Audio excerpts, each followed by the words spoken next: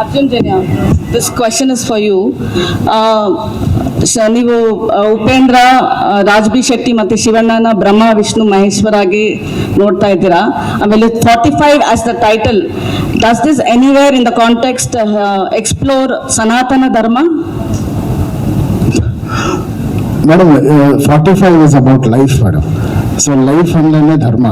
ಈ ಜೀವನ ಅನ್ನೋ ಒಂದು ಸ್ಟೋರಿನಲ್ಲಿ ಎಲ್ಲ ವಿಷಯಗಳು ಬರುತ್ತೆ. It's not only about dharma, it is about human and how you have to be, what all comes in your life, how to face, ಎಲ್ಲೇ ಸೇರಿದೆ ಮೇಡಮ್. ಒಂದು ಪರ್ಟಿಕ್ಯುಲರ್ ವಿಷಯ ಅಂತ ಇವತ್ತಿಗೆ ಹೇಳಕ್ಕಾಗಲ್ಲ, ಬಟ್ ದಯವಿಟ್ಟು ಸಿನಿಮಾ ನೋಡಿ will find the answer.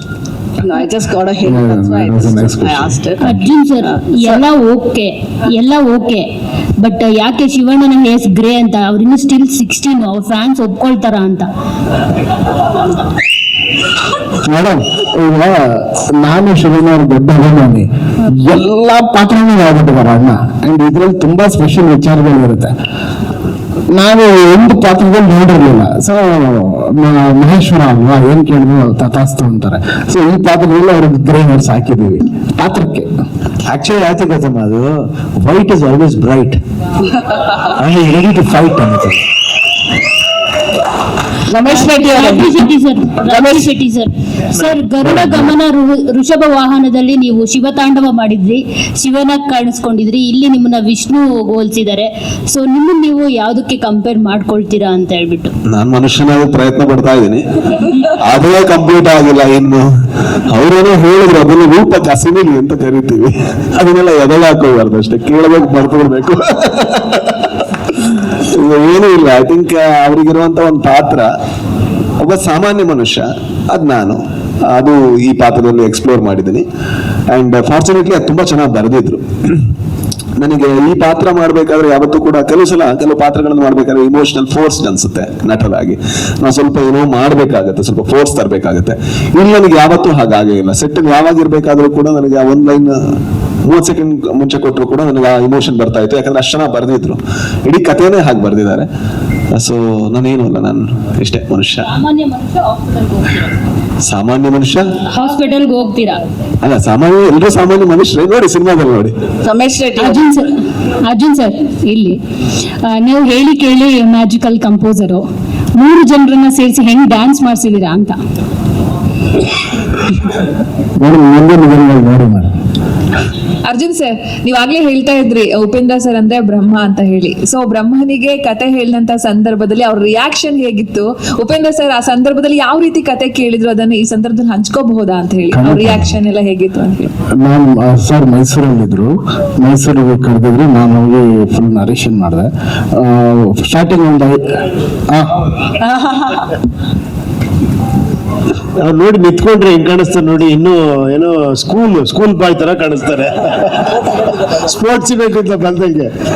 But ಅವ್ರ ಹತ್ರ ಕತೆ ಕೇಳ್ಬೇಕು ನೀವು. ಅವ್ರು ಬರೀ ಡೈರೆಕ್ಟರ್ ಅಲ್ಲ, ಎಕ್ಸ್ಟ್ರಾರ್ಡಿನರಿ ಆರ್ಟಿಸ್ಟ್, ಆಕ್ಟರ್. ಅವರು ಆಕ್ಟ್ ಎಲ್ಲ ಮಾಡಿ ಹಿಂಗೆ ಸರ್ ಅಂತ ನಾನು ಹಿಂಗೆ ನೋಡ್ತಾ ಇದ್ದೆ. ನನಗೊಂದು ಸಿನಿಮಾನೇ ತೋರಿಸ್ಬಿಟ್ರು ಅವರು. ಜೊತೆಲಿ ಒಂದು ಒಳ್ಳೆ ರಸಮು ರೈಸು ಕೊಟ್ರು. ಕ್ಲೈಮ್ಯಾಕ್ಸ್ಗೆ ಬೋಲ್ಡ್ ಆಗೋಗ್ಬಿಟ್ಟೆ ನಾನು. ಆಮೇಲೆ ಮತ್ತೆ ಸಿನಿಮಾ ತೋರಿಸಿದ್ರು, ಇದು ಹಿಂಗ್ ಬರುತ್ತೆ ಅಂತ.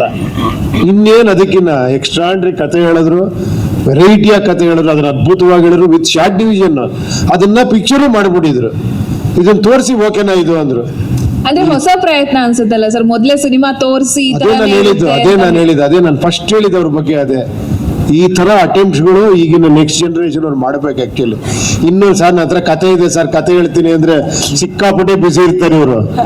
ಇಂಥವ್ರಿಗೆಲ್ಲ ಕತೆ ಅಲ್ಲ, ತೋರಿಸ್ಬಿಡ್ಬೇಕು. ನೋಡಿ ಸರ್, ಇದೇ ನನ್ನ ಕತೆ, ನೋಡ್ಕೊಳ್ಳಿ ಅಂತ. ಸರ್, ಪಿಕ್ಚರ್ ಯಾರು ಬೇಕಿದ್ರು ತೋರಿಸ್ತಾರೆ, ರಿಸಲ್ಟ್ ಅದೇ ತರ ಬಂದಿರ್ಬೇಕು, ಅದೇ ತರ ಪಿಕ್ಚರ್ ನೀವು ಇಲ್ಲ, ನನಗೆ ಕತೆ ಹೇಳ್ಬೇಕಾದ್ರೆ ಹೋಟ್ಲಲ್ಲಿ ಕರ್ಸ್ಕೊಂಡು ಕತೆ ಹೇಳಿದಾಗ ಒಂದೇ ಸಲ ನಾನು ಕತೆ ಕೇಳಿದ್ದು. ಆ ತರ ಹೇಳಿದ್ರು ಕತೆ ಒಂದು ಸಿಲಿಗೆ ಅಷ್ಟೇ ಅಂತ ಮಾಡಲೇಬೇಕು ಅಂತ ಲಿಫ್ಟ್ ಕೆಳಗಡೆ ಕಾರ್ ಹತ್ತೋ ತನಕ ಏನ್ ಈ ಕತೆ ಹಿಂಗಿದೆ ಅಂತ ಮಳೆಗೆ ಬಂದ್ಮೇಲೆ ಯೋಚನೆ ಮಾಡೋಣ ಅಂತ ಆ ತರ ಕತೆ ಹೇಳಿದ್ರು ಅವರು. ಒಂದೊಂದೇ ಸಲ ಕತೆ ಹೇಳಿದ್ರು ಅಷ್ಟು ಇಂಟ್ರೆಸ್ಟ್ ಆಗಿ. 3 ಜನ ಆಕ್ಟಿಂಗ್ ಅಲ್ಲೇ ಮಾಡ್ಬಿಟ್ರು. 3 ಜನ ಆಕ್ಟಿಂಗ್ ಒಂದೇ ಕಥೆಯಲ್ಲಿ ಆವಾಗ್ಲೇ ಮಾಡ್ಬಿಟ್ಟು ಆವಾಗಲೇ ತೋರಿಸ್ಬಿಟ್ರು ಮೇಡಮ್. ಆ ತರ ಇದೆ, ಟ್ಯಾಲೆಂಟ್ ಚೆನ್ನಾಗಿದೆ ಅಂತ. ರಮೇಶ್ ಶೆಟ್ಟಿ ಏನ್ ಮಾಡಿದೀನಿ ಅಂದ್ರೆ ಅವ್ರು ಏನ್ ಹೇಳಿದ್ರು ಅಷ್ಟೇ ಮಾಡಿದೀನಿ ನಾನು. ಅವರು ಇವನ್ ಡೈಲಾಗ್ ಹಿಂಗೆ ಹೇಳ್ಬೇಕು ಹಿಂಗೆ ಬರ್ಬೇಕು ಅಂತ ಅಷ್ಟು ಪರ್ಫೆಕ್ಷನಿಸ್ಟ್ ನಿಜವಾಗ್ಲು. ಎಲ್ಲಾರ್ದು ಮಿಮಿಕ್ರಿ ಮಾಡಿದ್ದಾರೆ ಇದರಲ್ಲಿ. ಅವ್ರ ವಾಯ್ಸ್ ಬೇಕಾದ್ರೆ ಶಿವಣ್ಣ ಸರ್ ಹೆಂಗ್ ಮಾತಾಡ್ತಾರೆ ಅದೇ ತರ ವಾಯ್ಸ್ ಮಾಡಿದ್ದಾರೆ. ಉಪ್ಪಿ ಸರ್ ಇಲ್ಲ ನಾನು ಫಸ್ಟ್ ಟೈಮ್ ಕೇಳಿ ನಿಜವಾಗ್ಲೂ ಐ ವಾಸ್ ಸ್ಟಂಡ್. ಇಷ್ಟೇ ಇದೆ DKD ಸೆಟ್ಲೇನೆ ಹಿಂಗೆ ಕೇಳ್ತಾ ಇದ್ದೀನಿ ನಾನು, who is this guy, my god, ಇಷ್ಟೊಂದು ಈ ಥಾಟ್ ಪ್ರಾಸೆಸ್. ಆಮೇಲೆ ಆಕ್ಟಿಂಗು ಅಷ್ಟೇ ತಮ್ಮ ಅವ್ರು ಆರ್ಡಿನರಿಯಾಗಿ ಯಾರು ಬಂದು ಸೀರಿಯಸ್ ಆಗಿ ಕಥೆ ಇರಲಿಲ್ಲ, ಬಹಳ ಇದಾಗಿ ಒಂದೊಂದು ಪಾತ್ರಕ್ಕೂ ಆಕ್ಟ್ ಮಾಡ್ಕೊಂಡು ತೋರಿಸಿ. ಇವ್ರ ಪಾತ್ರನ, ನನ್ನ ಪಾತ್ರನ, ಉಪೇಂದ್ರ ಎಲ್ಲರ ಪಾತ್ರನೂ ಅಷ್ಟು ಅದ್ಭುತವಾಗಿ ಈ ಟೋಲ್ಡ್ ವೆರಿ ಬ್ರಿಲಿಯಂಟ್ಲಿ. ಆ ಬ್ರಿಲಿಯನ್ಸಿನೇ ಮತ್ತೆ ಇಲ್ಲಿವರೆಗೂ ತಗೊಂಬಂದಿರೋದು. 100% ಇರುತ್ತೆ ಸರ್. ರಮೇಶ್ ಶೆಟ್ಟಿ ಅವರೇ, ಸರ್ ಶಿವಣ್ಣ ಸರ್,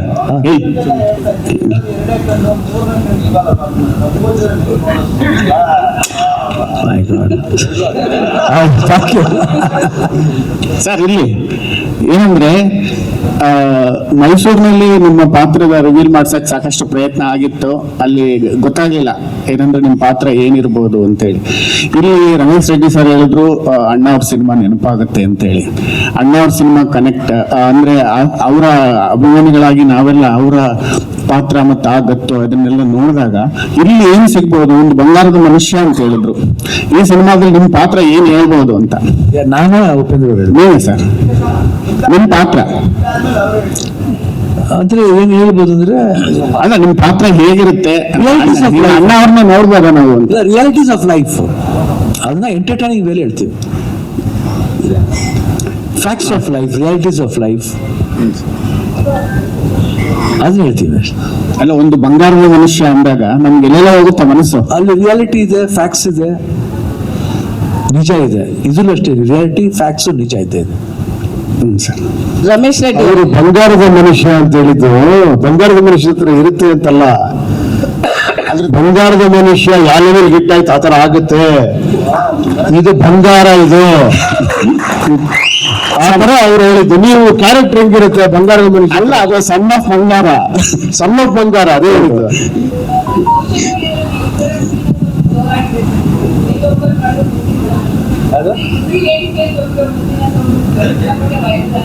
ಅದು ಜನ್ಮದ ಲವ್ ಅದು.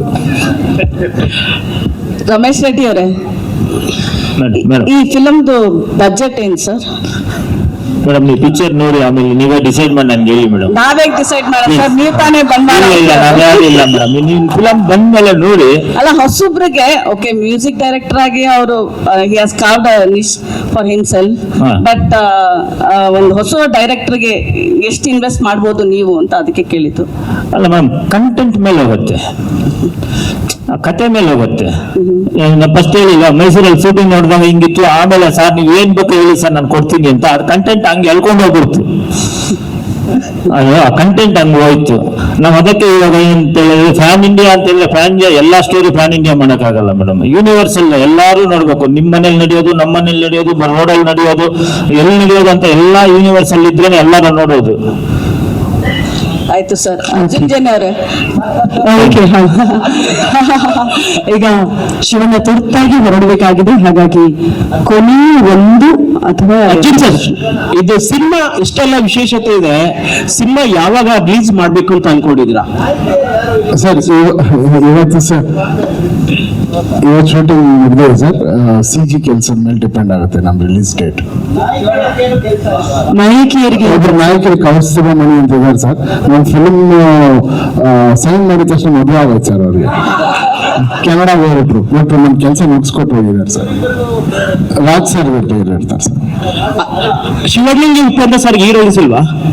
ಉಪೇಂದ್ರ ಅಂದ್ರೆ ಶಿವಣ್ಣ ಅವ್ರಿಗೆ ಹೀರೋಯಿನ್ಸ್ ಅಲ್ಲ, ನಾಯಕಿಯರು ಯಾರನ್ನ? ಸಿನಿಮಾ ನೋಡಿ ಸರ್, ಸಿನಿಮಾ ಎಲ್ಲದಕ್ಕೂ ಅದೇ ಉತ್ತರ ಆಯ್ತು ಅರ್ಜುನ್ ಸರ್. ಅಂದ್ರೆ ಈ ಸಿನಿಮಾ ಕತೆ ಇನ್ಸ್ಪಿರೇಷನ್ ಏನು ಕಥೆನೇ ಹಂಗಿದೆ. ಅಲ್ಲ, ಈ ಸಿನಿಮಾದ ಕತೆ ಇನ್ಸ್ಪಿರೇಷನ್ ಅಥವಾ ನಮ್ಮ ರಮೇಶ್ ರೆಡ್ಡಿ ಸರ್ ಹೇಳ್ದಂಗೆ ರಾಜ್ಕುಮಾರ್ ಸರ್ ಸಿನಿಮಾಗಳು ಅಂದಿದ ತಕ್ಷಣ ಅಲ್ಲೊಂದು ಸಾಕಷ್ಟು ಇದು ವಿಶೇಷತೆಗಳಿರುತ್ತೆ. ಆ ತರ ಯಾವ್ದನ್ನ ಸಿನಿಮಾ ತಗೊಂಡು ಇನ್ಸ್ಪೈರ್ ಆಗಿ ಇಟ್ಕೊಂಡು ಏನೋ ಮಾಡಿರೋದಾ ಹೀಗೆ?